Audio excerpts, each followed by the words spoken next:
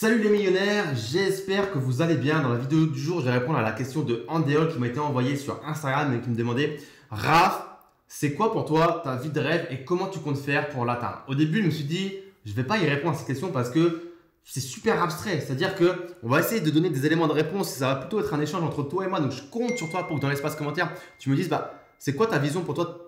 C'est quoi déjà ta vie de rêve? Et comment toi également tu souhaites l'atteindre, et je vais te donner quelques éléments de réponse. Donc reste bien jusqu'à la fin de la vidéo puisque je vais te donner quelques éléments également de réponse sur ce qui est ma vie de rêve selon moi, en sachant qu'on va voir que je ne suis pas sûr. Parce que cette question, comme je disais dans l'introduction, elle est super abstraite. Finalement, la vie de rêve, c'est quoi? Et un rêve, c'est quoi? Comme son nom l'indique, une vie de rêve.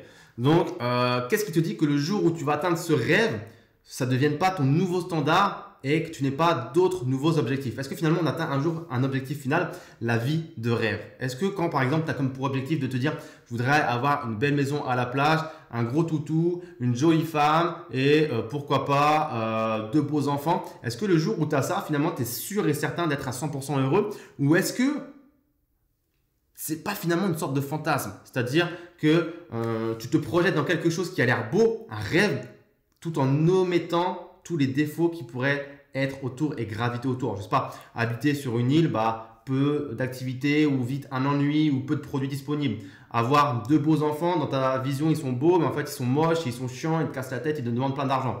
Un beau gros toutou, ça se trouve, il va être chiant, il va être en mode rageux, il va pisser partout, il va pas être fun. Enfin, toi, je tire les traits volontairement. Mais est-ce qu'en fait la vie de rêve que tu t'imagines, c'est vraiment quelque chose qu'on peut atteindre? Est-ce que finalement, le but, c'est pas de s'épanouir dans un process? Et est-ce que cette vie de rêve, justement, elle s'adapte pas tout le temps au fur et à mesure que tu avances dans la vie? Parce que personnellement, donc j'ai 26 ans. À la fin de la vidéo, je vais te donner quelques éléments de ma vie de rêve. Mais est-ce qu'en avançant dans le process vers cette vie de rêve, finalement, ce rêve va pas se transformer? Est-ce que finalement, si je te dis j'ai envie de rouler en Lamborghini, finalement en prenant 5 ans d'âge, en prenant 5 ans de maturité, je vais pas me dire en fait non, une Lamborghini, peut-être que j'aime pas la marque, et c'est le cas en fait, je les emmerde. Si tu comprends pas pourquoi je dis ça, c'est parce que j'ai pas brûlé. Une Lamborghini que je conduisais à Dubaï a subitement pris feu alors que j'étais à son volant, et aujourd'hui Lamborghini ferme les yeux sur ça. Donc voilà, c'est pour ça que j'ai été assez vulgaire et que j'ai dit ça comme ça. On en parlera peut-être plus tard ou pas, il y a plein de vidéos sur ma chaîne YouTube qui en parlent. Mais voilà, peut-être qu'en prenant 5 ans de maturité, on peut se dire, non, en fait, conduire en supercar, c'est nul. Parce que ça coûte de l'argent, parce qu'en fait, ça ne va pas me rendre forcément heureux, parce qu'en fait, si je dois changer les 4 pneus, ça va me coûter plusieurs milliers d'euros. L'assurance, on n'en parle pas. Donc voilà, finalement, est-ce que tout ça, c'est pas un petit peu un subterfuge de l'esprit? Ça nous motive, on a un rêve, on a envie de l'atteindre et c'est ce qui donne une motivation intrinsèque. Parce qu'en fait, j'en parle aussi dans d'autres de mes vidéos sur YouTube, c'est que avoir un rêve, avoir une motivation intrinsèque, avoir un vrai why, un vrai pourquoi, c'est ce qui te pousse au quotidien à mettre en place des efforts pour atteindre ces objectifs. Mais voilà, dis-moi dans les commentaires ce que tu en penses en tout cas.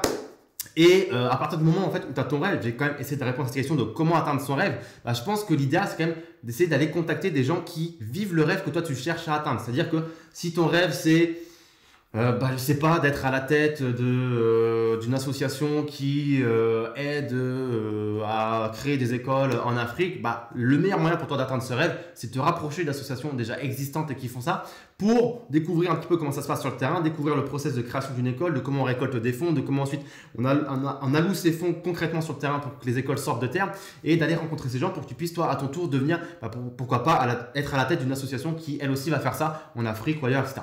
Donc c'est, je pense, se rapprocher et s'entourer des gens qui vivent ce rêve. Également, si ton objectif ou ta vie de rêve, elle est un petit peu, on va dire, quantifiable en quantité, quantifier précisément. Est-ce que par exemple, si on parle beaucoup d'argent sur cette chaîne YouTube, si finalement ton rêve c'est de devenir millionnaire, millionnaire ça veut dire beaucoup de choses, ça peut être 1 million d'euros, ça peut être 5, 10, 15, 20, 50, 100, 150, 500, 750 millions, 800, 950 millions, presque 1 milliard.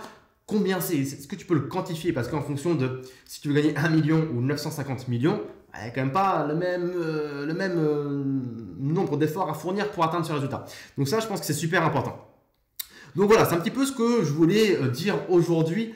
Et surtout, ma grosse question, c'est est-ce qu'on peut vraiment savoir c'est quoi son rêve? Est-ce qu'on peut vraiment l'établir? Est-ce que ce rêve, il est là pour toujours? C'est encore une question que je me pose. Alors peut-être que toi, tu as un avis bien tranché là-dessus et tu peux me dire dans les commentaires ce que tu en penses. Finalement, cette vidéo, c'est un peu une vidéo philosophique. On parle même plus trop d'investissement, d'entrepreneuriat. C'est comment atteindre la vie de ses rêves? Est-ce que c'est possible et comment on fait? Donc moi, parce que je sais que peut-être tu as envie de savoir quelle est ma vie de rêve, entre guillemets, je vais te la donner en sachant qu'elle a déjà changé par rapport à ce que je voulais dans le passé et qu'elle changera sûrement par rapport à ce que je vais vouloir dans le futur, dans 1, dans 2, dans 3 ou 4 ans.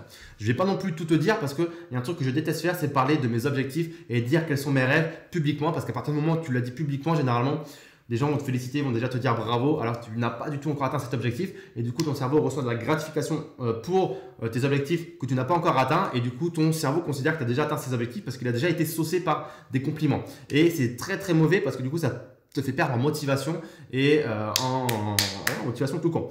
Donc moi, j'ai même pas envie de te dire en fait c'est quoi mon objectif. Franchement, tu vas peut-être être frustré, mais en tout cas, voilà, je pense que plus tard, ma vie de rêve, c'est quand même de finir dans un pays de l'Est, l'Estonie ou pas, et d'habiter. Aujourd'hui, je voyage énormément en fait. Je voyage dans une vingtaine de pays parce que j'ai ce besoin de découvrir le monde, de comprendre comment il fonctionne, et je suis très curieux. Et ce monde est magnifique, et il y a plein de choses à voir. Mais je sais que je ferai pas ça toute ma vie parce que c'est pas vivable et parce que là, ça prend de l'énergie et qu'au bout d'un moment, j'aurai plus ou moins tout vu et puis j'irai plus ou moins là en vacances ou quand j'ai envie, quand ça me plaira, les endroits qui me plaisent. Donc moi, je me verrais bien poser dans un gros penthouse ou dans un gros truc dans un des pays de l'Est. Alors, pourquoi les pays de l'Est? Tout simplement parce que je sais pas pourquoi, j'ai une affinité pour les pays de l'Est, j'adore l'ambiance qu'il y a là-bas, ne me demande pas pourquoi c'est comme ça. Aujourd'hui, je suis en Estonie, peut-être que ça sera en Estonie, peut-être que ça sera ailleurs. Je pense notamment à la Russie, je pense notamment à peut-être l'Ukraine ou la Roumanie ou la Bulgarie, il y a plein de pays comme ça qui m'attirent. Donc on verra. Et donc je me verrais bien là-bas avec un gros penthouse ou un très très gros appartement et une supercar. Parce que mine de rien, si je dis tout le temps qu'une supercar c'est pas un bon achat, en tout cas pour l'instant à mon âge, parce qu'il y a beaucoup de choses dans lesquelles je peux encore investir et faire bénéficier les intérêts composés, j'aime beaucoup les supercars et je sais que voilà, c'est pas pour rien si de temps en temps j'en loue, si je fais des sorties voitures, c'est parce que j'aime ça et je sais qu'un jour ou l'autre, j'en aurai certainement une. Alors sûrement pas à l'achat, plutôt en leasing pour éviter d'avoir quand même un passif sur le dos. Mais je me verrais bien en tout cas dans un pays de l'Est avec une supercar également. Qu'est-ce que je peux te dire d'autre? Je vais juste te dire ça, parce que je me suis en fait noté toute ma vie de rêve, mais pour me préserver on va dire et ne pas trop dévoiler mes objectifs. Je ne vais pas tout dire, donc le plus simple pour toi c'est de me suivre sur la durée, sur la chaîne YouTube, sur les réseaux sociaux, comme ça on pourra évoluer ensemble, tu verras comment j'évolue parce que j'ai aucun doute sur la certitude que je vais atteindre ces objectifs que j'ai envie d'atteindre parce que je sais comment les mettre en place. Alors justement pour répondre encore un peu plus à la question de Andéol qui me disait qu'est-ce que tu comptes mettre en place concrètement pour atteindre la vie de tes rêves, ça va passer par un processus qui va peut-être être plus ou moins long, encore une fois on ne devient pas indépendant financièrement, millionnaire, on n'atteint pas la vie de ses rêves en claquant des doigts et en 2 jours, donc clairement je vais faire que réinvestir mon argent systématiquement. Je vais peut-être baisser mes standards ou vivre en dessous des moyens de ceux que je pourrais réellement vivre aujourd'hui, mais c'est pour mon bien parce que je sais que si j'investis tout de suite à un jeune âge, plus tard, ça va forcément me décupler tous mes résultats. Donc, le but, c'est pas non plus de vivre comme un clochard, loin de là, mais de se dire, bon, ok, je fais des compromis maintenant pour un futur qui sera plus tard meilleur et surtout avec une meilleure saveur entre guillemets. Donc bref, voilà, je ne sais pas si j'ai bien répondu à la question, si c'était vraiment dur pour moi d'y répondre trop abstrait, je ne suis pas forcément un homme de philosophie, j'aime bien débattre etc. Mais c'est dur de le faire tout seul face à une caméra parce que c'est bien quand il y a un échange en direct avec une vraie personne. Donc dis-moi dans les commentaires ce que tu penses de tout ce que je viens de te dire, partage-moi ton rêve, dis-moi lequel c'est si tu as envie de le partager et comment tu souhaites toi aussi l'atteindre.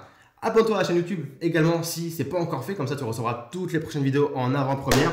Mets un petit pouce bleu également et surtout si tu n'as pas encore lu mon livre des bancs de la fac indépendance financière, il est devenu best-seller cette année en 2020.